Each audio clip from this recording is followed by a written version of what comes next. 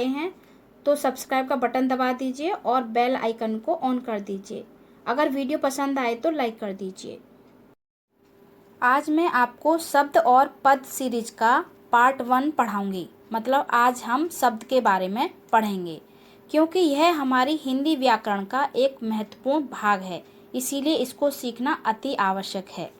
तो चलिए सबसे पहले देखते हैं कि शब्द किसे कहते हैं। शब्द मात्राओं और वर्णों के मेल से बनते हैं।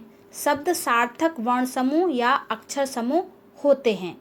शब्द स्वतंत्र रूप में प्रयुक्त होते हैं। वर्णों का वही समूह शब्द कहलाता है जिसका प्रयोग स्वतंत्र रूप से होता है। मतलब छोटी भाषा में हम कह सकते हैं कि वर्ण का समूह शब्द कहलाता है। यहाँ पर कुछ उदाहरण दिए गए हैं, जैसे कलम मिलकर कलम बना है तो यह आपका शब्द है। इसी तरह से कमल मिलकर कमल बना है तो यह आपका शब्द है। ब आ की मात्रा ल क इक्वल टू बालक। माँ आ की मात्रा ता आ की मात्रा इक्वल टू माता।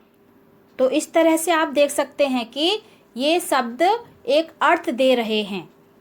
मतलब जब आप एक से अधिक वर्णों को मिलाकर कोई शब्द बनाते हैं तो आवश्यक नहीं कि उसे शब्द कहा जाए, वह एक सार्थक अर्थात अर्थपूर्ण शब्द होना चाहिए, तभी उसे शब्द की परिभाषा दी जा सकती है।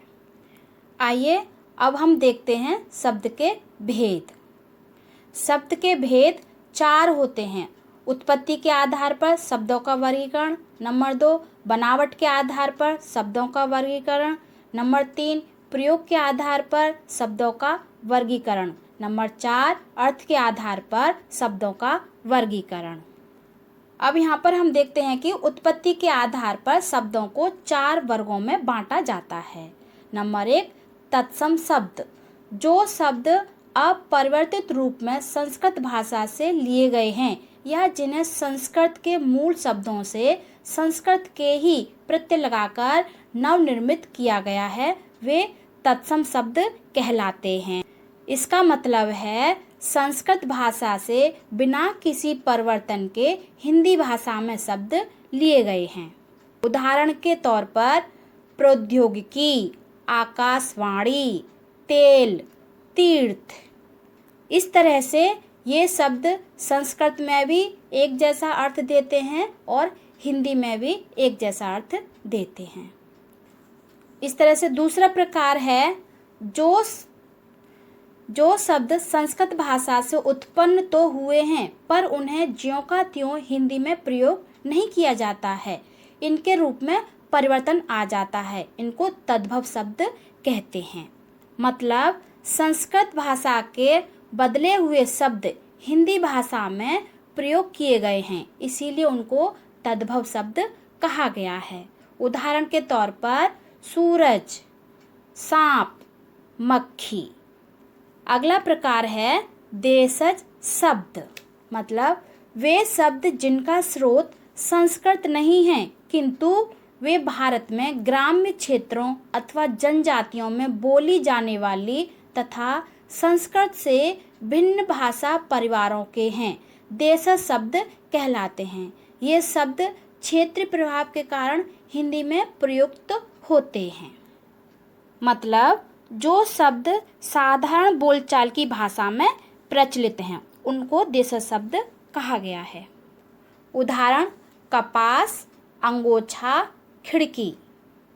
अगला प्रकार है आगत या विदेशी शब्द। विदेशी भाषाओं से संपर्क के कारण अनेक शब्द हिंदी में प्रयोग होने लगे हैं, ये शब्द ही आगत या विदेशी शब्द कहलाते हैं।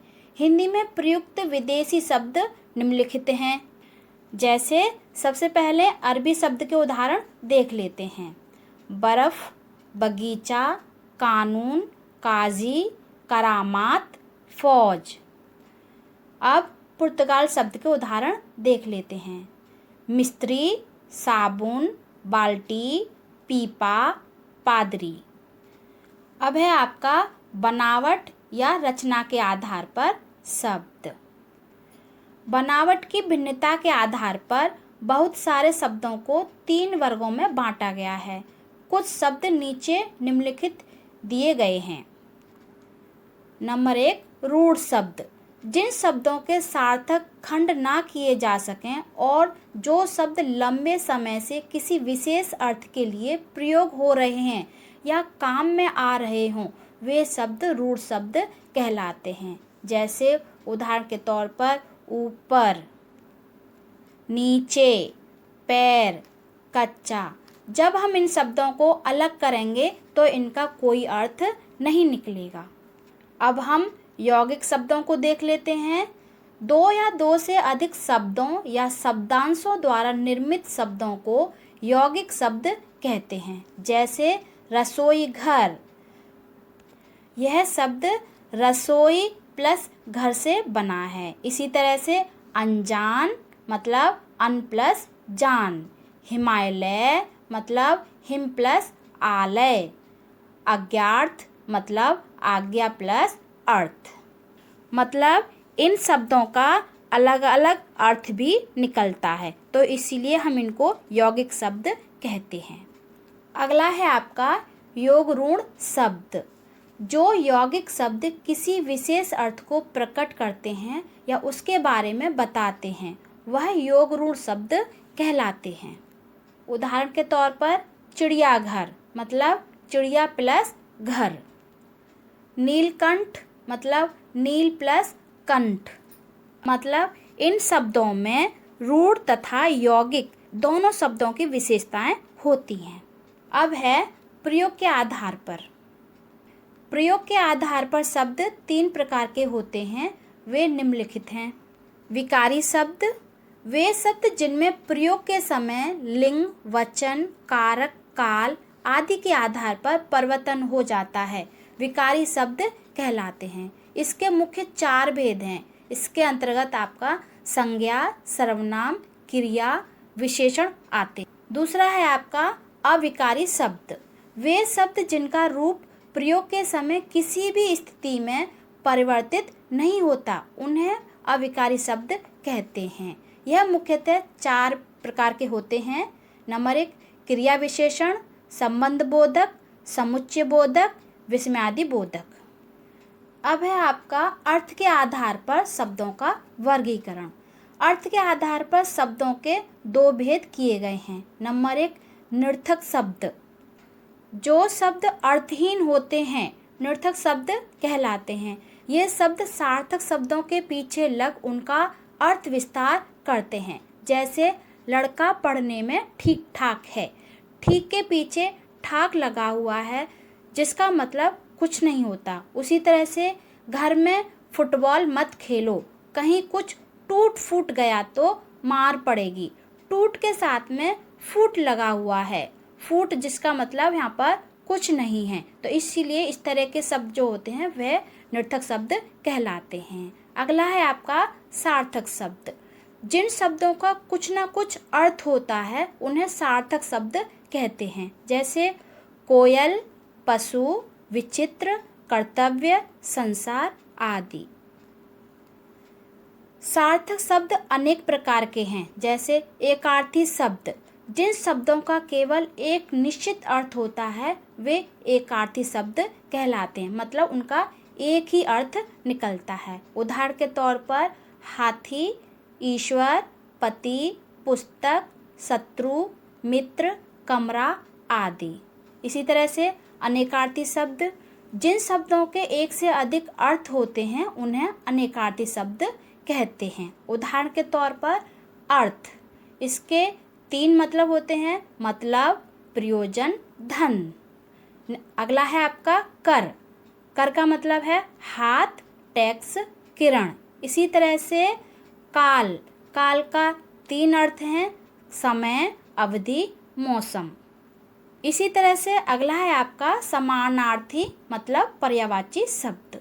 जो शब्द एक समान अर्थ का बोध कराते हैं उन्हें पर्यायवाची शब्द कहते हैं। पर्याय का अर्थ है उसी प्रयोजन या वस्तु के लिए दूसरा शब्द। इनका अर्थ लगभग एक समान होता है पर पूर्ण रूप से समान नहीं। उदाहरण के तौर पर कमल, कमल का पर्यायवाची शब्द है यहाँ पर सतदल, वारिज, जलज, नीरज, पंकज, अम्बुज। इसी तरह से पेड़ के पर्यायवाची शब्द हैं यहाँ पर विटप, पादप, वृक्ष, द्रुम, रुख, तरु। आकाश का पर्यायवाची शब्द है नभ, गगन, आसमान, अंबर। तो इस तरह से ये शब्द समान अर्थ दे रहे हैं, इसीलिए इनको पर्यायवाची शब्द कहा गया है। अगला है आपका विपरीतार्थक शब्द मतलब विलोम शब्द। हिंदी भाषा के प्रचलित शब्दों के विपरीत अर्थ देने वाले शब्दों को विपरीतार्थक शब्द कहते हैं, मतलब विलोम शब्द कहते हैं। जैसे कटु, कटु का विलोम शब्द है मधुर। आदि का अंत, उपकार का अपकार, हार, जीत, अनुज, अग्रज। तो इस तरह से ये आपके विलोम शब्द हैं। तो इस तरह से शब्द और पद का पार्ट 1 पूरा होता है। आशा करती हूँ आपको समझ में आ गया होगा। अगले वीडियो में फिर मिलेंगे। देखने के लिए धन्यवाद। नमस्ते।